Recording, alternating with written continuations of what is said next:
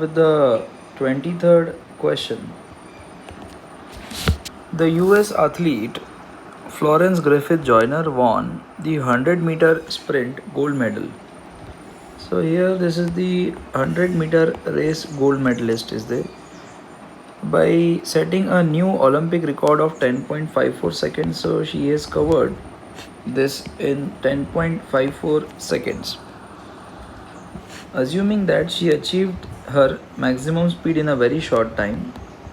So they said assume that she has covered this race with a constant average speed and her mass to be 50 kg.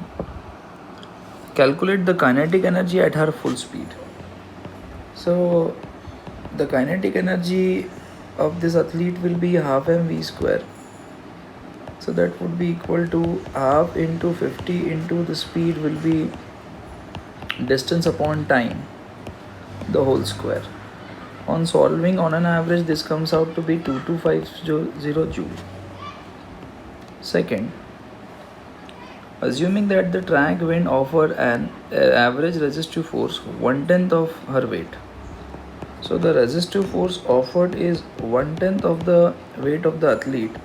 So that would be equal to 1/10 of the weight, that is 50 into 9.8. So this and this get cancelled by 9.8 into 5 is 49 Newton. So what work is done by the resistive force? So it will be force into displacement. As force and displacement are in opposite directions, so I will write negative sign here. So work done is negative. 4900 joule is the work done. While in the third part they said what power Griffith Joyner has to exert to maintain the speed.